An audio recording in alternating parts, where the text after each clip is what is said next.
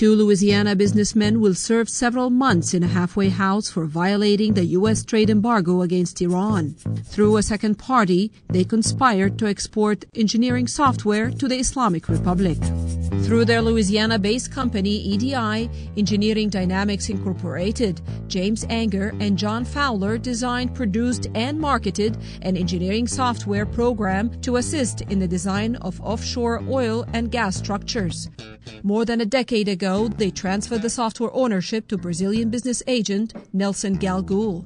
He sold the software as a Brazilian product through his Brazilian company. He provided technical support to oil and maritime companies in Iran, where he also taught engineers how to design platforms using the software until last year.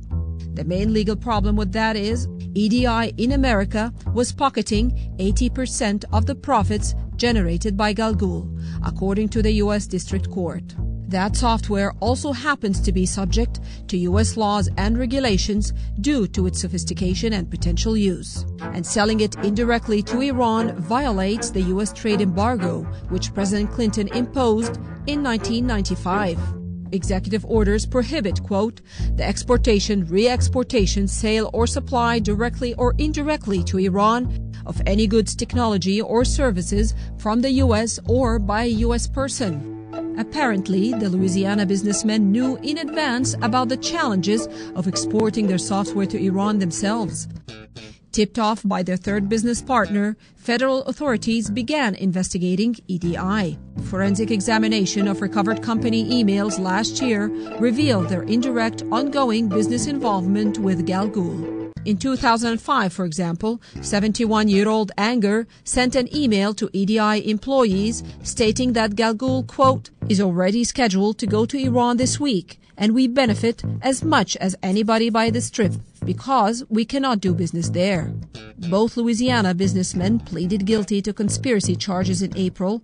They had faced up to 5 years in prison. Angehr regretted his actions, saying, quote, I truly love my country and my family very deeply, but I did act very selfishly without regard for them.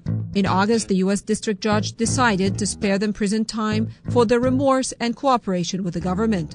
Angehr will serve 6 months in a halfway house, while 69-year-old Fowler will spend 4 months in the same facility. He ordered each to pay a $250,000 fine and about $220,000 in forfeiture plus 5 years probation.